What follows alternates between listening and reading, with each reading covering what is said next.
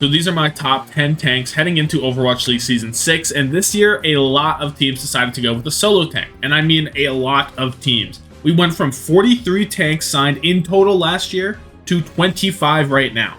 And the midpoint of that is like 12, 13, right? So realistically, the first couple tanks on here are mid-tier, which is absolutely crazy. I feel like it was pretty easy to decide on who was my top 10, but the order within that is actually quite difficult, and of course there are still some flexible picks within this. These are predictions, so things will not turn out according to plan, but I do not care. At number 10, I have Hawk, and he should be the starter in the majority of metas over Donghack, barring like Wrecking Ball. Even if his joke status is a bit undeserved because of his lacking main tanks, he really is quite good at everything he does actually play, and I'd rather see Atlanta continue to hone his main tanks and leave Donghack as a ball specialist only, although I think that's unlikely. Other than the main tank issue, the language barrier is a somewhat valid concern as well, but I think it's pretty overblown and won't actually affect his gameplay too much. I think there's a pretty decent chance he'll be a bit worse than last year, especially if Doomfist is not a valid playstyle replacement for Winston through this season, but I still like Hawk and I can see his aggression fitting well within this team, so he's going to crack my top 10. At number 9, I have Dante, and I don't like being a reactionary Randy, but his Pro-Am performance definitely quelled my nerves towards him being a solo tank. His Winston was not carrying, but it wasn't a liability to the team, and he's noticeably improved even since the playoffs.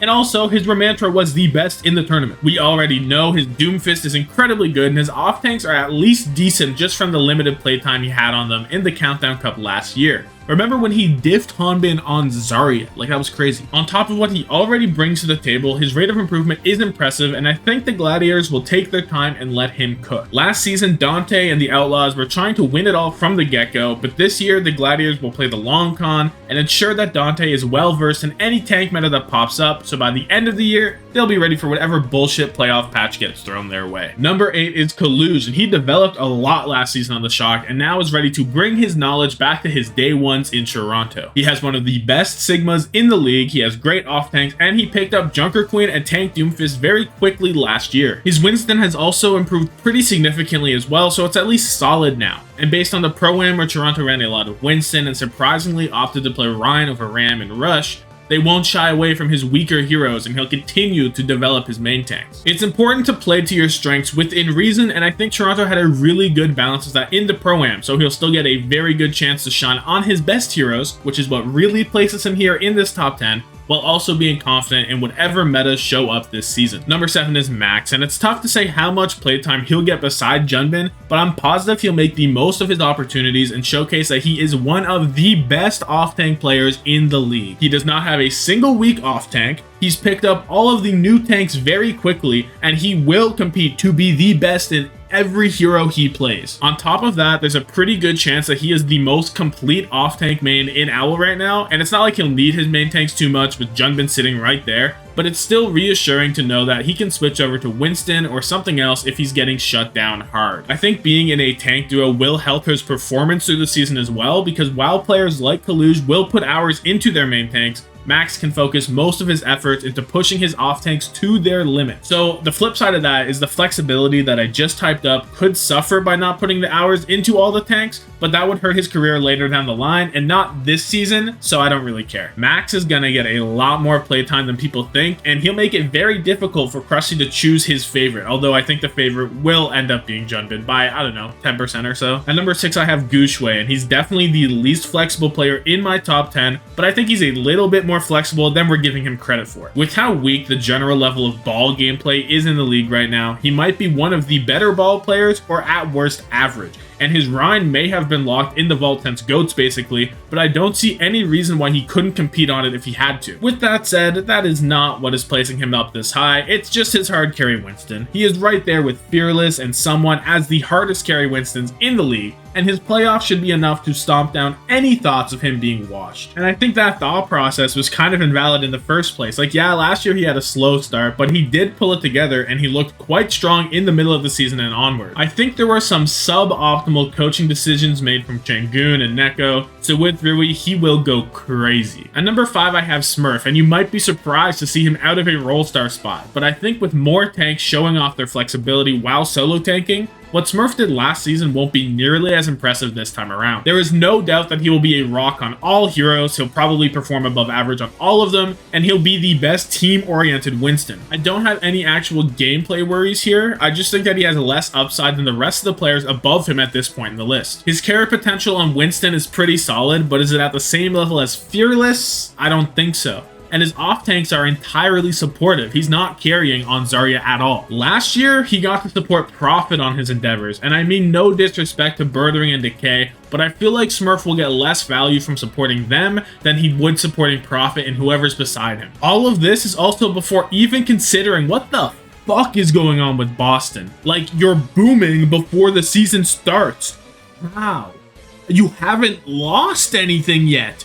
Why are you boomed? What? At number 4, I have Junbin, and I am all in. I'm giving him a rookie role star, and if we get a ball meta, the streets are done. Everyone should pack their bags and go home. Junbin has the broom out, he is sweeping, and it's just like that. There's nothing you can do about it. Be mad. If there is no ball, I still trust his Winston. I don't think it's quite at the top level, but he was holding his own against someone already in the Pro-Am, so I'd say there's a pretty good shot of him reaching there by the end, especially with the shock coaching stuff. He also can play all of the off tanks very well, and it's kind of the same as Max. It's kind of a bonus. He doesn't really need them this season, but it's good for some mid-round swaps just in case the enemy whips out a Pharah, so you can just go over to the Diva or something chill like that. I don't know. Maybe I'm being a bit optimistic here because he technically hasn't proven anything in Owl, but with how he dominated in contenders with such ease, I really can't imagine him flopping in any capacity. We saw Reiner as a rookie role star last year, why can't Junbin do it too? At number 3, I have Fearless, and you might be thinking, how come Fearless gets to be top 3 as a Winston one trick? And to that I say, this man is no Winston one trick. We've seen the Rein. His ball is good enough, and behind closed doors in Dallas internal scrims all of last year, he was going up against the best off tank on a regular basis. By transitive property, I would not be surprised if Fearless has some baller off tanks on him as well. Now you can point to the Gargoyle pickup and be like, well, if Fearless was so good at off tanks, then why did they pick up Gargoyle? But here's the thing, right? I think it was largely for the Sigma, and that could be the one hero that Fearless does not have on him. And it is what Gargoyle is best at by a lot. Now, maybe Gargoyle is also there for Diva because he did play it in the Pro-Am, but I think it could be kind of like what happened with Toronto last year, where the team was so used to playing with Hoppa that even though they had Muse right there, they played Hoppa in the playoffs because the team was so used to it. So think of that, but in reverse for off tanks and for Fearless. You see the vision? And to be honest, even if everything I just said does not happen, he's still one of the best Winstons in the game and will put his squad on his back no matter the situation. Except when Guryo played last year, because that was too much even for Fearless to handle. I do not blame him at all. At number 2, I have Hanbin. He was too fucking good. There is no competition that Hanbin is the GOAT of Zarya and Junker Queen right now. Even the other goated carry tanks on this list could not compare to the raw gaming of Hanbin last year. Now, will the meta work as well in his favor this time around? I do not know. But what I do know is that I am applying the exact same logic on Fearless's off tanks to Hanbin's main tanks right now. It's the same shit, but a different tank pool. And if you're going up against Fearless all day, every day, you're gonna take something back with you, especially with how smart Hanbin is as a player. Do we really think that Rush can't take someone as smart as Hanbin and teach him the ways of Winston Overwatch? Is that really what we're thinking? Get real, bro. If Hanbin comes out and executes a flawless Primal Blade, I actually will not be surprised. Solo tank Hanbin just opens up a new alleyway for him to dominate. At number 1, we have someone. He's the carry hyperflex every team wishes they had. He is the future of tanking. No one is doing it like him. He has the aggression, the mechanics, the flexibility, the carry potential. He has the personality to convince his team to rally around him and buy into the system, and his system works. What more could you realistically want from your tank? He's constantly pushing the limits of feeding and aggression, and sometimes, yeah, he goes too far. But that sometimes is happening less and less the more he plays. And if you aren't willing to take that risk, you've already lost the game, bro. And I really do not want anyone questioning his off tanks at all. He was a statistical beast on every character last year, and to the eye test, he was also a menace. In the Pro-Am, he was running people down. No, not just people. He was running down Kaluge on Sigma, and it was working. I can kind of forgive people for sleeping on him last year because Florida was a pretty forgettable team for the most part, outside of some weird compositions and the reverse sweeps, multiple, versus London. But this year, there really is no excuse. If you aren't on the someone train by now, you're just getting ran over. So this is what I am going with. Comment your picks down below. Who am I sleeping on? Who am I off the goop on?